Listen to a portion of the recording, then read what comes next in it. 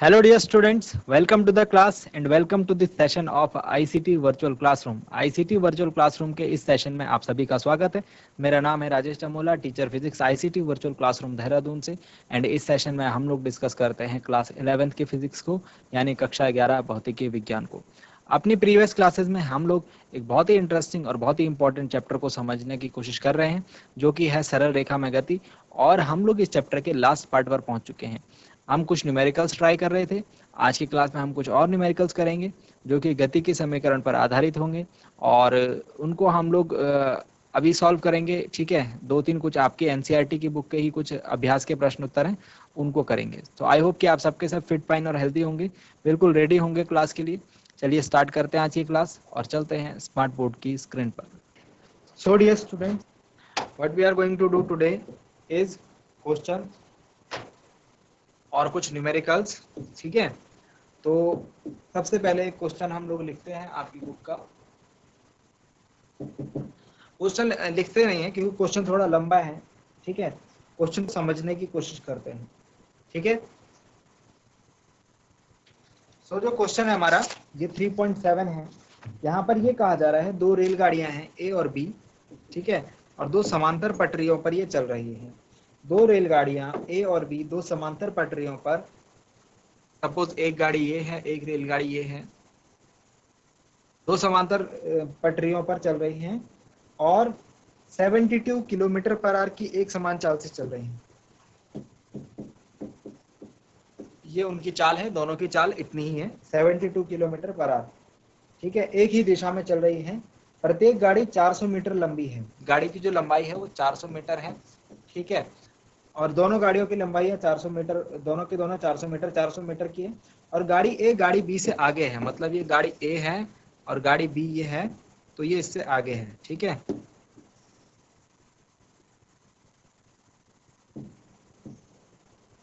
ये दो गाड़ियां हो गई, ये वाली गाड़ी ए हो गई। ठीक है, और ये हो गई गाड़ी बी। ठीक है, दो गाड़ियां दिख रही हैं आपको। ठीक है, ये इनके रेल, ये इनके ट्रैक्स हैं, ये इनकी पटरियां हैं। ठीक है, ये इन पटरियों पर चल रही है। ठीक है, तो गाड़ी ए जो है वो गाड़ी बी से आगे है। तो गाड़ी ए कौन सी वाली है? गाड़ी ए गाड़ी बी से आगे है। ये नीचे वाली गाड़ी ए है, ऊपर वाली गाड़ी बी है। तो आप देख रहे होंगे गाड़ी ए जो है गाड़ी बी से आगे चल रही है। ठीक है, इस दिशा में ये गाड़ियां चल रही है। ठीक है, दोनों एक ही दिशा में चल रही हैं। दोनों की चाल जो है वो 72 किलोमीटर पर आवर है, एक समान चाल है, और 400 मीटर लंबी हर गाड़ी। तो ये गाड़ी भी 400 मीटर लंबाई है और ये गाड़ी भी 400 मीटर लंबी है। समझ रहे हो क्वेश्चन को? मैं एक एक पार्ट को अभी समझा रहा हूं पहले।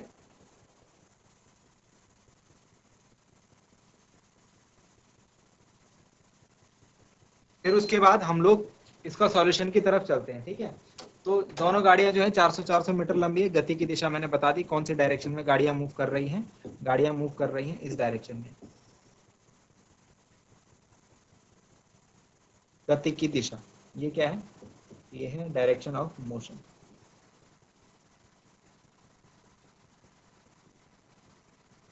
गति की दिशा। ओके, चलिए दोबारा से क्वेश्चन पढ़ता हूँ। दो रेलगाड़ियां ए व बी दो समांतर पटरियों पर 72 किलोमीटर प्रति घंटे की एक समान चाल से एक ही दिशा में चल रही हैं। प्रत्येक गाड़ी 400 मीटर लंबी है और गाड़ी ए गाड़ी बी से आगे है।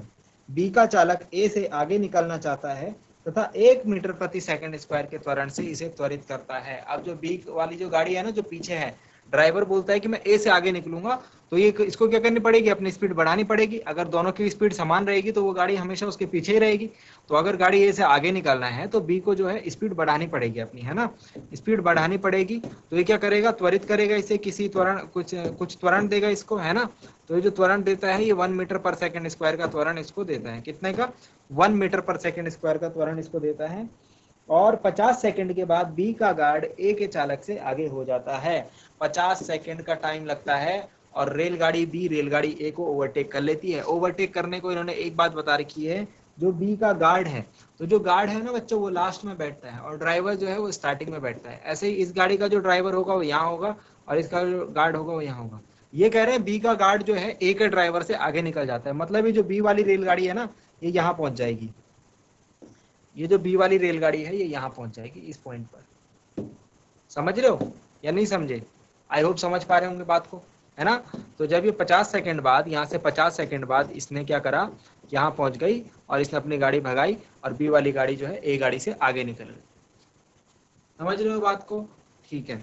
हमसे क्या पूछा जा रहा है, दोनों के बीच आरंभिक दूरी कितनी थी।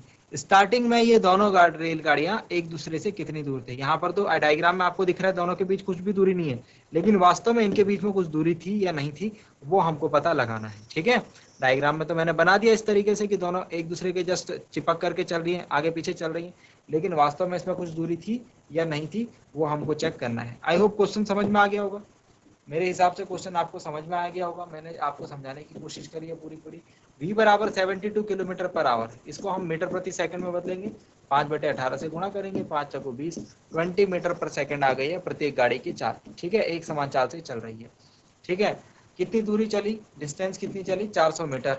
ठीक है, 400 मीटर, सॉरी डिस्टेंस नहीं, 400 मीटर जो है वो है गाड़ी की लंबाई, प्रत्येक गाड़ी की लंबाई। ठीक है, तो L is equal to 400 metre लंबाई है वो गाड़ी की लंबाई। ठीक है, रेलगाड़ी की लंबाई। त्वरण एक्सेलरेशन है 1 मीटर पर सेकंड स्क्वायर और टाइम जो लगा है 50 सेकंड का लगा है ओवरटेक करने में। ठीक हो गया, इतनी बातें समझ में आ गई। ठीक है, अब नेक्स्ट पॉइंट हमको जो डिस्कस करना है वो ये कि कितनी दूरी थी इनके बीच आरंभ में। तो देखो, सपोज अगर इनके बीच में स्टार्टिंग में हम ये बोलते हैं कि अगर s दूरी, हम मानते हैं कि इनके बीच में s दूरी थी, इनके बीच में s दूरी थी, इनके बीच में कितनी दूरी थी, s दूरी। ये तो हमने जो डेटा हमको दिया हुआ था वो हमने नोट डाउन कर लिया है। ठीक है, अब हम लोग सॉल्यूशन की तरफ चलते हैं इसके।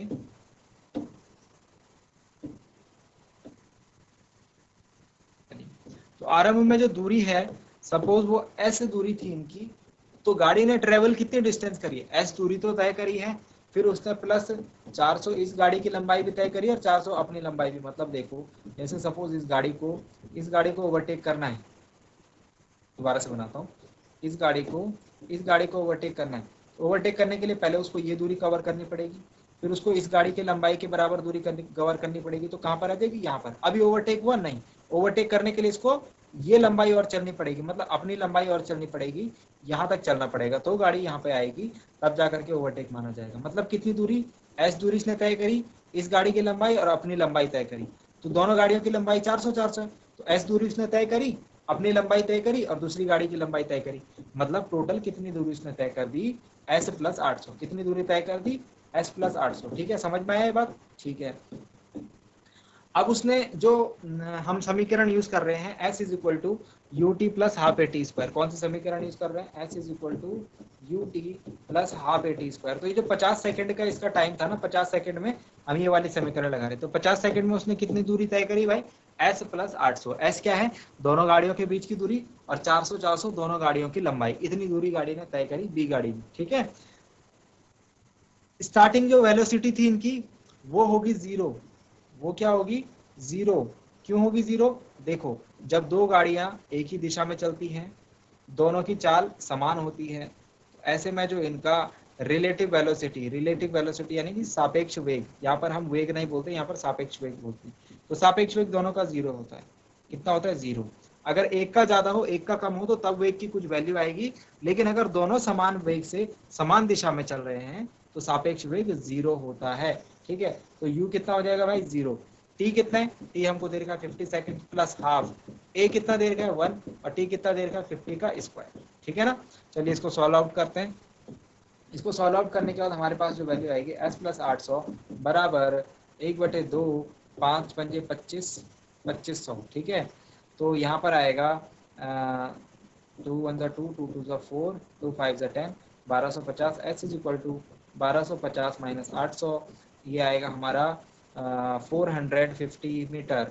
यानी कि 450 मीटर तो वो दूरी है जो कि गाड़ी ने तय करी, जो कि दोनों गाड़ियों के बीच में स्टार्टिंग थी। मतलब ए गाड़ी ये रही और बी गाड़ी ये रही, तो इन दोनों के बीच में 450 मीटर की दूरी थी।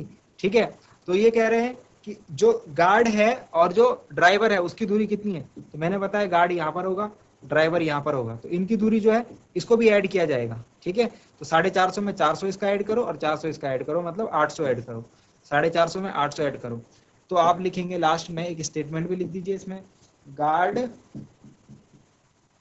व ड्राइवर के बीच की दूरी बराबर 450 प्लस 400 प्लस 400 बराबर 1250। ये है हमारा आंसर, ये है हमारा आंसर। आई बात समझ में? तो इस हिसाब से हम लोग इस क्वेश्चन को करेंगे।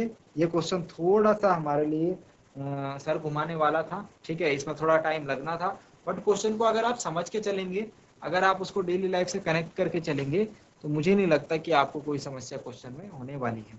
ठीक है, फर्स्ट क्वेश्चन हमारा सॉल्व आउट हो चुका है।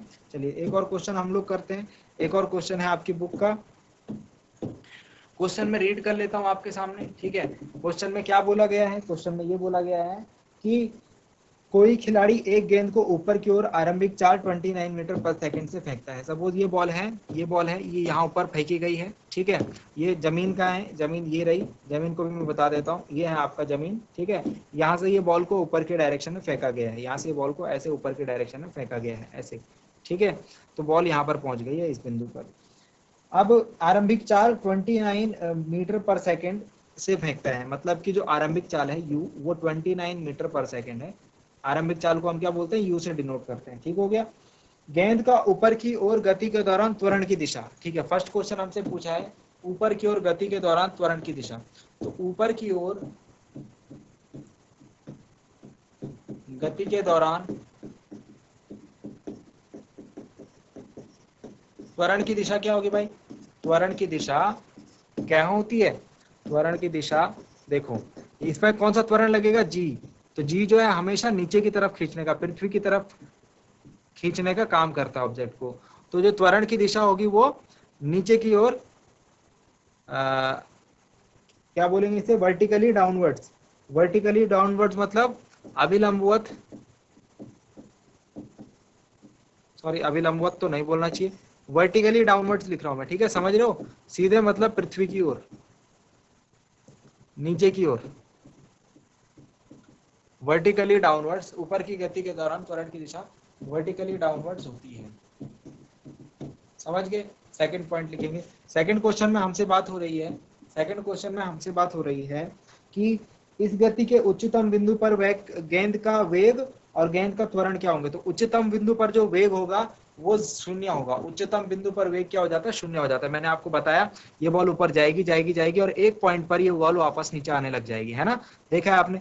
तो जिस पॉइंट पर ये बॉल वापस नीचे आने लगती है उस पर ये थोड़ा सा रुकती है, थोड़ा सा क्या होती है? रुकती है, मतलब 1 सेकंड से भी कम टाइम के लिए रुकेगी, बट रुकेगी। तो यहाँ पर जो फाइनल वेलोसिटी मैं बोलूंगा वो क्या है? वो 0 हो जाएगी। ठीक है ना? तो इस बिंदु पर जो वेग होगा वो 0 होगा। और त्वरण क्या होगा? त्वरण क्या होगा भाई? त्वरण 9.8 मीटर पर सेकंड स्क्वायर होगा। त्वरण क्या होगा? 9.8 मीटर पर सेकंड। हम जानते हैं जी की वैल्यू, वही त्वरण यहाँ पर होगा। ठीक है,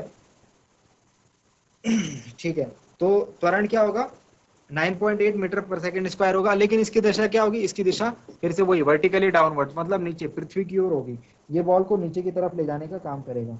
ठीक है, अब ये बोल रहे हैं कि अगर किस ऊंचाई तक गेंद ऊपर जाती है और कितनी देर बाद खिलाड़ी के हाथों में आती है। किस ऊंचाई तक गेंद जाती है मतलब हाइट निकालनी है, और कितनी देर बाद वो खिलाड़ी के हाथ में आती है। तो फर्स्ट हमको क्या निकालना है? इसमें हाइट निकालनी है, किस हाइट तक गेंद जाएगी। हम लोग इसमें जो सूत्र लगा रहे हैं वो लगा रहे हैं v square is equal to u square plus 2as। ठीक है, और यहाँ पर h की जगह पे हम लोग क्या लेते हैं? g लेते हैं, और h की जगह पे h लेते हैं। ठीक है ना? a की जगह पे g लेते हैं और h की जगह पे h लेते हैं। ठीक है, तो चलिए इसको सॉल्व करते हैं। v कितना है? v 0 हो गया। u कितना है? 29 का स्क्वायर। ठीक है, और प्लस 2, g कितना है? g है 9.8। ठीक है, और h कितना है? h हमको फाइंड आउट करना है। तो h इज इक्वल टू हो जाएगा हमारा, h इज इक्वल टू हो जाएगा 2 into h is equal to आ जाएगा हमारा 29 का स्क्वायर अपॉन 9.8 इंटू 2। ठीक है, माइनस का आएगा। ठीक है, तो h की जो वैल्यू आ रही है निकल के, h की जो वैल्यू आ रही है निकल के वो आ रही है -44.1 मीटर। ये माइनस का क्या मतलब है, माइनस का क्या मतलब है भाई एच के केस में, एच के केस में माइनस का मतलब ये है कि गति जो है विपरीत दिशा में, ऊपर की दिशा में हो रही है, ठीक है, गति जो है ऊपर की दिशा में हो रही है, बस माइनस साइन इसको रिप्रेजेंट कर रहा है, तो 44.1 मीटर आएगा, ठीक है। इसके बाद सेकंड पार्ट हमको फाइंड आउट करना है, दूसरे पार्ट में हमको फाइंड आउट करना है कि हमको क्या निकालना है, समय निकालना है कि किस ऊंचाई तक गेंद ऊपर जाती है और कितनी देर बाद खिलाड़ी के हाथों में आती है, तो टाइम निकालना है। तो सेकंड पार्ट में हमको टाइम निकालना है। टाइम निकालने के लिए हम लोग फर्स्ट इक्वेशन का यूज कर सकते हैं, v is equal to u plus a t, v is equal to u plus a t, तो ए की जगह क्या आ जाएगा जी, ठीक है। तो वैल्यू पुट अप कर लेंगे, v is equal to u plus g t, v कितना हो गया 0, यू कितना हो गया भाई 29, ठीक है, जी कितना है 9.8 इंटू टी, तो टाइम कितना आ जाएगा -29/9.8। इसमें भी जो है माइनस का आ रहा है आंसर, बट आपको पता है कि हम लोग क्या करते हैं, हम लोग वैल्यूज जो हैं वो माइनस में नहीं लेते। अच्छा ध्यान देना इसमें, ये माइनस हम लोग हटा देंगे क्योंकि ये u जो है माइनस का 29 आएगा। मैं आपको एक बात यहाँ पर और स्पेशली बता दूं, वैसे तो हम यहाँ पर ये माइनस का साइन छोड़ सकते हैं, ये u जो होगा ना -29 मीटर पर सेकंड होगा। क्यों? क्योंकि ये वेग है, इसके साथ दिशा है, ये गति की दिशा ये है, और इस पर जो बल लग रहा है वो नीचे की तरफ लग रहा है, तो अगेंस्ट काम कर रहा है, तो ये वेग जो होगा माइनस का होगा, ठीक है। u जो होगा वो किसका होगा, वो माइनस का होगा, इस बात को ध्यान रखना, ठीक है। तो यहाँ पर -29 आएगा, तो फिर ये प्लस हो जाएगा, ठीक है, तब माइनस नहीं आएगा। तो t इज इक्वल टू कितना टाइम लगता हुआ मुझे दिख रहा है यहाँ से, जब इसको कैलकुलेट करेंगे तो ये आएगा 3 सेकंड। ये कितना आएगा 3 सेकंड। क्या उसको 3 सेकंड में बॉल ऊपर से नीचे आ जाएगी? नहीं, 3 सेकंड में बॉल ऊपर से नीचे नहीं आएगी। बॉल को जो है टाइम लगेगा कितना, बॉल को कितना टाइम लगेगा, बॉल को लगेगा 3 सेकंड जाने में लग रहा है, तो 3 सेकंड आने में लगेगा, तो कुल समय जो होगा बॉल को खिलाड़ी के हाथों तक आने में वो लगेगा 3 सेकंड जाने में और 3 सेकंड आने में, मतलब कुल कितना टाइम लगा 6 सेकंड। कुल कितना टाइम लगा 6 सेकंड। तो ये हमारे क्वेश्चन का आंसर, ठीक है ना। तो ये दो क्वेश्चन, ये क्वेश्चन के दो पार्ट इस प्रकार से थे, इस प्रकार से आपको क्वेश्चन जो है सॉल्व करने हैं। आई होप आपको बात समझ में आई होगी। यहाँ पर एक क्वेश्चन और दे रही है, एक क्वेश्चन और दे रहे हैं, ये क्या है, ये हमारी गेंद है। एक क्वेश्चन और दिया जा रहा है कि अगर मैं क्या करूं, इसको एक्स अक्ष मानूं, इस सब को हटा देते हैं, ठीक है। अगर ये बोल रहे हैं कि हम क्या करें, हम इसको एक्स अक्ष माने, हम इसको क्या करें, क्वेश्चन है कि गेंद के उच्चतम बिंदु पर स्थान व समय को x बराबर 0 और t बराबर 0 चुनिए। चल ठीक है, यहाँ पर हम x बराबर 0 t बराबर 0 मान लेते हैं। सपोज यही हमारा उच्चतम बिंदु है, ठीक है, ये वाला जो बिंदु जहाँ पर गेंद अभी है ये हमारा उच्चतम बिंदु है। तो ये कह रहे हैं उच्चतम बिंदु पर स्थान और समय को 0 और t बराबर 0 चुनिए। ऊर्ध्वाधर नीचे की दिशा को x अक्ष की धनात्मक दिशा मानिए। मतलब ये जो ऐसी डायरेक्शन है ना, ऐसे यहाँ से, इसको हमको मानना है x अक्ष की धनात्मक दिशा। इसको हमको क्या लेना है, x अक्ष की धनात्मक दिशा, ठीक है। इस हमको लेना है x अक्ष की धनात्मक दिशा, x अक्ष, ठीक है, तो पॉजिटिव। तो ऊपर की तरफ क्या हो जाएगा भाई, x अक्ष की नेगेटिव डायरेक्शन, इधर की तरफ -x हो जाएगा, ऐसे ऊपर की तरफ जाएंगे तो, ठीक है। अब हमसे क्या क्वेश्चन पूछा जा रहा है कि हमने कर लिया, गेंद की ऊपर व नीचे की ओर गति के दौरान स्थिति, वेग और त्वरण के चिन्ह बताइए। स्थिति यानी कि x, वेग यानी कि v और त्वरण यानी कि a। तो ऊपर की ओर क्या होंगे, ये ऊपर की ओर के लिए यहाँ पर लिखता हूं मैं, और नीचे की ओर के लिए यहाँ पर लिखता हूँ, ठीक है। चिन्ह बताने हैं हमको, सिर्फ हमको क्या बताने हैं, चिन्ह बताने यानी कि साइंस बताने हैं, ठीक है। चलिए, थोड़ा सा हमारे को क्वेश्चन जो घुमा के दे दिया है हमें, ठीक है, बट ये है कि क्वेश्चन अगर आप समझ जाएंगे, क्वेश्चन की लैंग्वेज पकड़ लेंगे, आपको चीजें याद होंगी, तो आप बता सकते हैं। ऊपर की ओर जाने के लिए जो स्थिति है, ऊपर की ओर जाने के लिए जो स्थिति है वो क्या होगी भाई, विस्थापन क्या होता है, ऊपर की ओर जाने पर भी उसका जो प्रारंभिक और अंतिम बिंदु देखते हैं, कौन सा बिंदु देखते हैं, प्रारंभिक और अंतिम। तो ये क्या हो रहा है, ये धनात्मक गति की दिशा के साथ पॉजिटिव आएगा, ऊपर की ओर ये पॉजिटिव आएगा, ठीक है। नीचे की ओर ये नेगेटिव आ जाएगा, क्योंकि विस्थापन जो घटने लगेगा, तो नेगेटिव में वैल्यू आएगी, ठीक है ना। सेकंड पॉइंट सॉरी, नीचे की तरफ ही नेगेटिव, एक मिनट रुकिए, ऊपर की तरफ ही पॉजिटिव आएगा, और नीचे की तरफ क्या है, नीचे की तरफ इसकी जो स्थिति है वो भी धनात्मक आएगी, ठीक है। वेग क्या होगा, वेग ऊपर की तरफ जाने के लिए वेग क्या है, हमने यहाँ पर माइनस लिया था वेग, -29। मैंने क्या बोला था कि गति की दिशा जो है वो बल जो लग रहा है जी उसके विपरीत दिशा में है ना, तो v माइनस होगा। और त्वरण क्या होगा, त्वरण होगा हमारा पॉजिटिव डायरेक्शन में यहाँ पर, ठीक है ना, त्वरण होगा हमारा पॉजिटिव डायरेक्शन में। ठीक है। तो ऊपर की तरफ जब बॉल जारी होगी और उच्चतम बिंदु पर पहुंचने में जो विस्थापन होगा वो पॉजिटिव होगा, वेलोसिटी होगी वो नेगेटिव होगी, और एक्सेलरेशन जो होगा वो पॉजिटिव होगा। ठीक है, उच्चतम बिंदु की बात कर रहे हैं हम। ठीक है ना। नीचे की ओर आते टाइम ये सभी जो वैल्यूज होंगी ये सभी क्या होंगी, पॉजिटिव होंगी, क्योंकि नीचे की तरफ आते टाइम वेग भी वस्तु का बढ़ेगा, है ना। ऊपर की तरफ जाते हुए वेग तो घटेगा ना, तो नेगेटिव वैल्यू होगी। स्थिति बढ़ेगी, दूरी बढ़ेगी ऊपर की तरफ जाते हुए, और नीचे की तरफ आते हुए फिर से दूरी बढ़ेगी, ऐड हो जाएगी। वेग ऊपर की तरफ जाते हुए घटेगा, नीचे की तरफ आते हुए बढ़ेगा, और त्वरण जो होगा दोनों तरफ क्या होगा, बढ़ेगा। आई होप आपको ये बात समझ में आई होगी। आई होप आप इस क्वेश्चन को कर पाए होंगे। ठीक है, तो इस टाइप के क्वेश्चन हमको जो है करने हैं, और हमको जो चीजें हैं जो याद रखनी है वो है, ये मैंने आपको जैसे कि बताया है, इन चीजों को आपको इस तरीके से नोट डाउन करना है। जब कभी आप न्यूमेरिकल करें ना, आप इस तरीके से फॉर्मूलाज को जो है एक जगह पर जरूर नोट डाउन कीजिए। जैसे कि हमने ये फॉर्मूलाज यहाँ पर नोट डाउन करे हैं, ये सरल रेखा में गति के सारे सूत्र हैं। ठीक है, जो भी हमने क्वांटिटीज यहाँ पर पढ़ी हैं उससे रिलेटेड हमने इसमें पढ़ा था पथ की लंबाई, इसके अलावा हमने इसमें पढ़ा था विस्थापन, हमने इसमें पढ़ा था औसत वेग, तात्क्षणिक वेग, हमने इसमें पढ़ा था औसत चाल, तात्क्षणिक चाल, हमने इसमें पढ़ा था औसत त्वरण और तात्क्षणिक त्वरण। ठीक है ना। तो इनको किस चीज से निरूपित किया जाता है, क्या इनकी विमा होती है, क्या मात्रक होते हैं, और कुछ केसेस में हमने फॉर्मूलाज को भी डिस्कस किया है। जो मूल राशियां हैं उनके फॉर्मूला हमने नहीं लिखे। आई होप आपको बातें समझ में आई होंगी। ठीक है, तो डियर स्टूडेंट्स, आपको इसमें 3-4 काम करने हैं। आपको सबसे पहले सभी फॉर्मूलाज को जो है अपने एक पेज पर लिख लेना है। ठीक है, और एक पेज पर लिखने के बाद आपको न्यूमेरिकल्स जो है वो सॉल्व करने हैं। न्यूमेरिकल सॉल्व करने के बाद आपको क्या करना है, आपको जो सबसे पहले जो इसमें जो टॉपिक है वो है वेग और चाल में अंतर। वेग व चाल में अंतर,